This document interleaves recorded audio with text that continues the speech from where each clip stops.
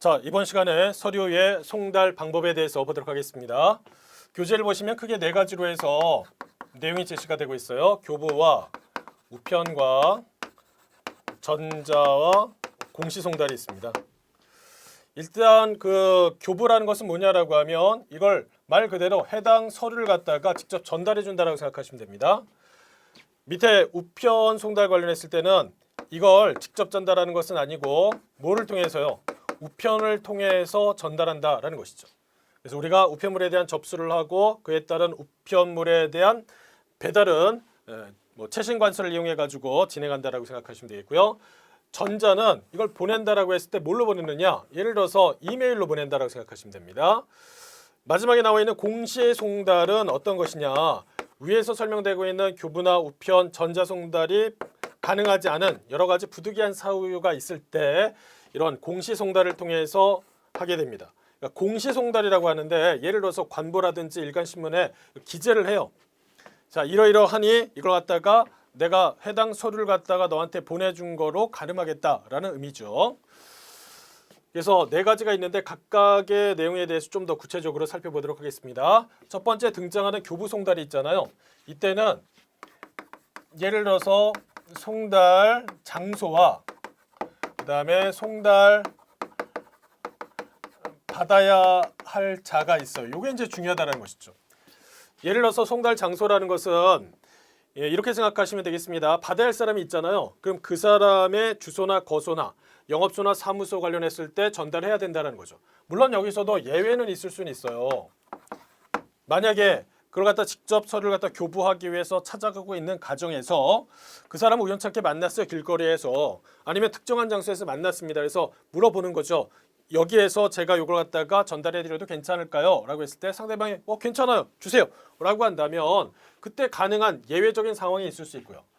반면에 송달 받아야 할 자가 있습니다. 예를 들어서 A라는 사람이 원래 그걸 받았어야 되는데 해당 주소지나 아니면 영업소나 사무소를 갔더니 그분이 안 계셔요.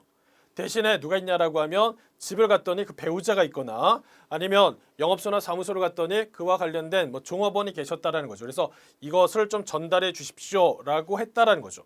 그런 경우에 예외적으로 요 A가 아니더라도 송달받아야 할 자로 해가지고 예외적인 상황에서 이렇게 전달하는 경우에도 가능하다라는 겁니다.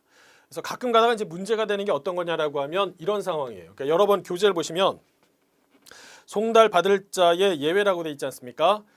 그 사람을 찾아갔는데 A가 없어요. 근데 A 외에 조금 전에 말씀드렸던 것처럼 동거 가족이라든지 종업원 이런 분한테 전달했으면 괜찮았는데 이 동거 가족이라 하더라도 상식적으로 생각해 보세요. 딱 갔더니 아주 어린 자녀밖에 없더라는 겁니다. 거기에 예를 들어서 연령으로 따진다라고 하면 7세 정도밖에 안 돼요.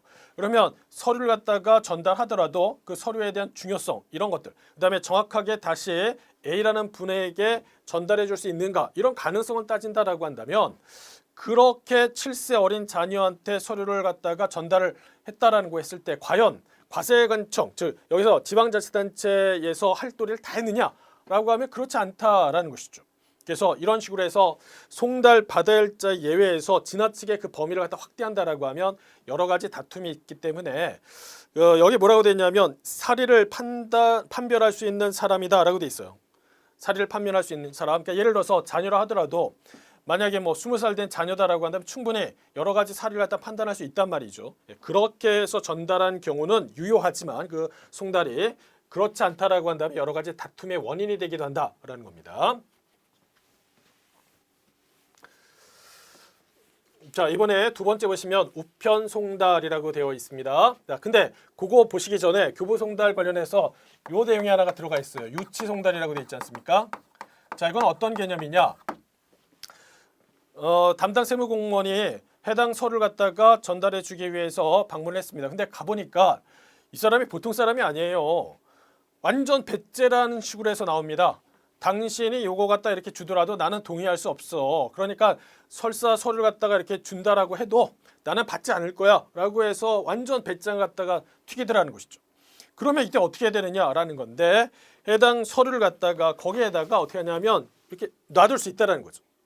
이게 뭐냐라고 하면 유치송달이라고 생각하시면 됩니다. 유치송달. 그래서 이런 유치송달도 가능하다라는 거예요.